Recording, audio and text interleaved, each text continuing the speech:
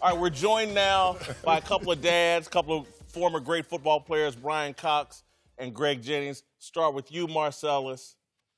I think this is irresponsible and a mistake for LeBron to make these kind of flippant comments. And as a LeBron apologist, I have to echo what you said.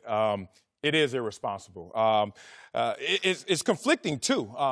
Even listening to LeBron say it, you don't know if it's tongue-in-cheek. You don't know if it's in jest, or should we take him literally? Are we grading him on the Old Testament scale or the New Testament scale? Are we U.S. standards or international standards, as you spoke of? But the damning part about this is how it's creating an enabling culture for his kids. Because as you know, we've all went through adolescence. It's not about what you do.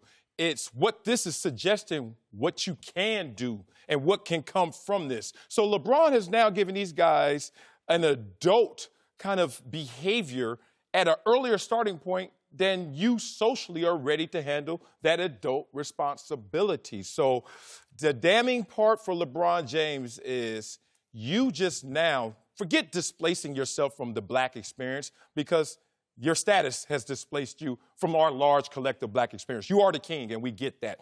It's the fact that now you have suggested to your kids something that could come back to haunt you. I'm going to take a different look.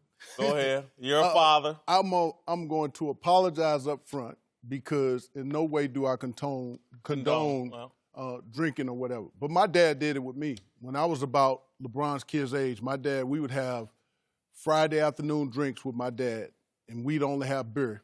And we would sit down and we'd have man conversations. It was only his sons. And we could talk about anything we wanted to talk about. We could curse, we could do whatever, because he wanted us to feel like we could go to him with anything. And his thing to us was always, you know, you can do anything in this world and I'll still love you. If you die, I can't help you. Anything else we can deal with. And so I had... How old were you guys at this? About 11, 14. And I had thoughts of doing it with my children. And my wife said, if you do, I'm calling Children Family Services on. Thank you. Say it, lady. That's why I love your wife. Say it, lady. She was good, but I understand the concept of sitting around and having a drink. We had a 2-drink limit. We can only have 2 beers. But none of his kids like to drink now. None of us are really into drinking. Like, it's nasty. And so for me, I don't think it has consequences going forward. But I think what he's trying to say is, look, we can have a conversation, or maybe we can have this drink to have some common ground or some common time. So at least, you know, my dad's thought was, I want to see it, because I know you're probably going to do something. I'd rather you do it in front of me than to do it sneaking or hiding. I have a problem with him saying it. It's when I look at things and I look at the way I run my home, and again, I would never tell anyone how to parent their kids and what to do inside their own home. But the fact that you said it, what's coming out of that? Why even say it? And this is where it's kind of when you look at someone when they're getting older. They say what they want, when they want, how they want to say it, to who they want to say it to, because they feel like, I'm old, I don't care anymore. That's kind of what LeBron just did. It's like I'm in a class of my own. I can say what I want to say. I can do what I want to do. I'm going to do that.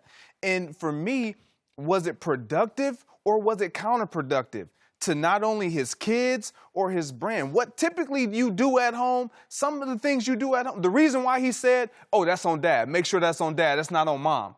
Because you probably said, we don't need to tell this. We don't need to say this outside of our home. Nobody needs to know. This is what we're doing at home. Did you go around telling everybody, all your friends, yeah, I'm drinking on Fridays with my dad? I'm about to say, they were there every Friday with him. They were like, that line got longer every Friday. They knew. But some of the things you do at home stays at home. And my issue with this is him just promoting that. It's not a good look. Here's my issue, and again, I'm not a parent, and you three are.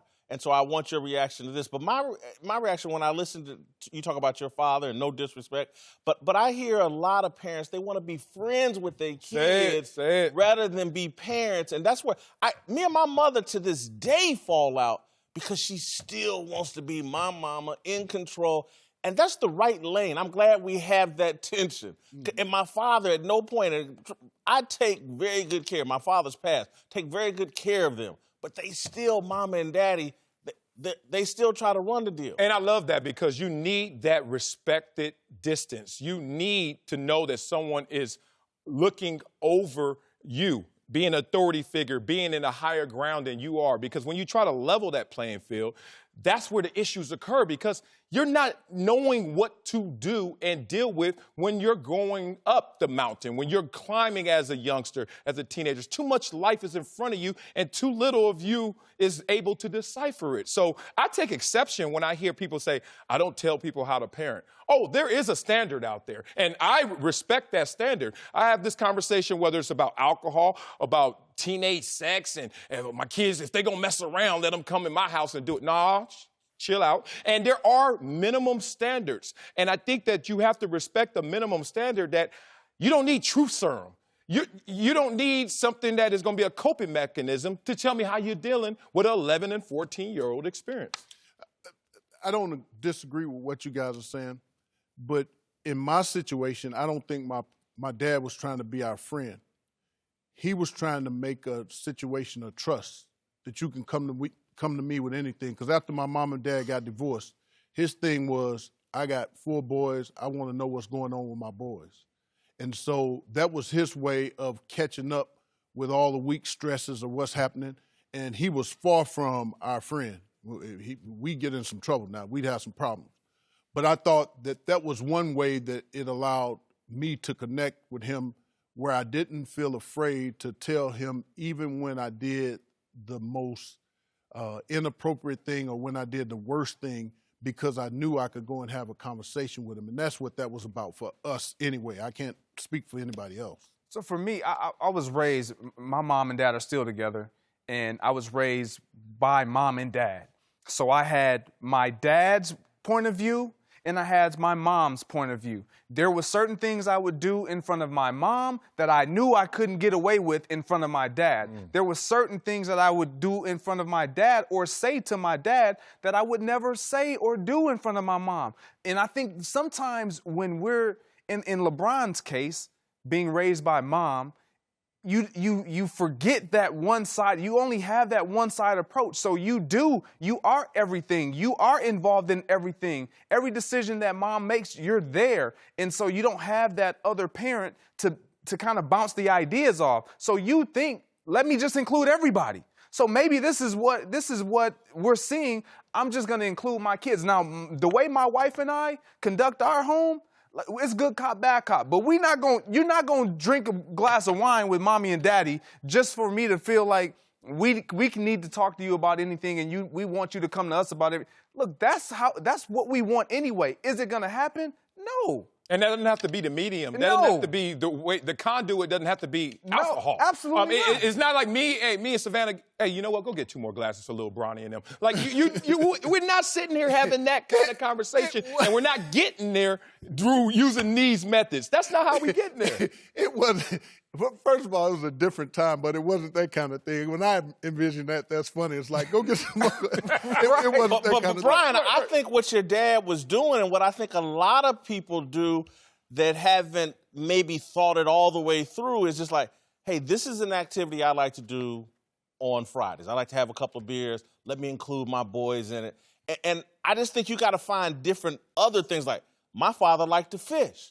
So he'd take me and my brother fishing with him. Right. And that's when we would have those conversations and all of that. And again, my father owned a bar, and I grew up on a bar stool at Jimmy's J Bar J and the Masterpiece Lounge. Right, that's where I grew up. I didn't do no drinking, none. And I was there every day. And then at night when it would get crowded, we'd be off in an office somewhere. But there was just a line you didn't cross. And so I would say, and to your point, Greg, I think what you're saying about LeBron is because he grew up without a father and didn't have that co-parenting deal where it's like Brian said, his wife raised her hand and objected and said, hell no, that's not happening. And LeBron didn't have that growing up. And so I think he's comfortable. What I just heard him say, he made this decision, don't put it on mama. That's because I think mama objected, but he overruled when he should have stood down, in my view. And sometimes that's where I go with this Hollywood James, and I want to ask you all quickly on this. I just think being out here in Hollywood, man, Hollywood is just undefeated. and I think it's going to have a negative. It is not undefeated. A negative. Tom Cruise, Tom Hanks. Tom Cruise, you don't think he's a little nuts? You don't think he's a little touch? Hollywood's undefeated. I just think Hollywood is having a negative impact on LeBron James. There's a reason why my family still resides in Minneapolis and I come out here to work. It's because I don't want, there are certain things that I feel like are out here that are too fast moving to where I don't want my family, let alone my children, to be exposed to things that I can't control. Man, I sell alcohol in Minnesota. I get that. I get alcohol in Cleveland. I understand. Like LeBron got drunk all of a sudden. No, that's not. I don't think that's what he's saying. I think that with everything that everybody's trying to chase out in Hollywood, it's the fast life. It's the quick fix. It's the quick success. It's the quick money. It's the quick dollar. That's what I think Jason's saying. Let me say this, though. At the end of the day, I think it's a brilliant move because, first of all, athletes in general, and particularly black athletes, never see the future. Your career has an expiration date. And so I think he's doing a wonderful thing getting out here in L.A. to start his movie company and his production company to get it off the ground. So in 5-7 years, when he step away, he rolling. That's the promise Magic Johnson gave to him. That was the allure of him coming out here. I think it's brilliant. Well, it's already been rolling. Like all these things but it's going to get bigger. It's going to get bigger, yeah. But everything that's been greenlit of late was already being produced and behind the scenes years ago, even in Careful Cleveland. what you wish for is my take. But here we go. I hate when people use the locale argument when they talk about temptation. That's because you're from here. One, I am from here, and trust me, run faster if it's too fast for you. Keep up, catch up. But everywhere you go, there you are. And, I used to have this in the locker room, my boys. I'd be like, hey, man, it's off season, what we doing? And they're like, I don't know, what you want to do, Wiley? I was like, let's go to Miami. Okay, and after Miami, let's go to Trinidad. Let's go to Brazil. I don't know if we could go there. I'm like, why? Well, that's not going to sound good to the significant other. I was like, wait a minute. Does a significant other know that you can go around the corner and do the same thing? You could go any other place that looks deceptive, like it's going to lure you to all this temptation? LeBron James has been drinking wine since we've seen LeBron James on social media. Don't attribute that to the L.A. Hollywood experience. Just say that this was a bad step. I just put it all in totality that Hollywood and L.A., it's a different culture. And again, Greg living in Minnesota, me growing up in Indianapolis and Kansas City, Brian in East St. Louis, Illinois. It's a different overall culture than out here. There's more parents out here feeding their kids wine than there is in the Midwest. That's just a fact. Really quick, you think, why didn't we hear LeBron say this in Cleveland? Kids were younger is what it would be the order. Yeah, I would hope. I mean, he was 6. He was just in Cleveland. He was just in Cleveland. He was just there. You're right. But it's a different social economical place. Like, it's just different. It wasn't the socioeconomics. This was LeBron exaggerating how relatable he is to this young Laker core. He went there on the music scene. He was like, hey, my kids listen to the same thing that Kyle Kuzma does. And then he got a little carried away. But I'm not going to blame that on locale. I think it was just a senseless act. Hollywood James. And as the old folk would say, you can get in trouble anywhere you want to get in. Thank you.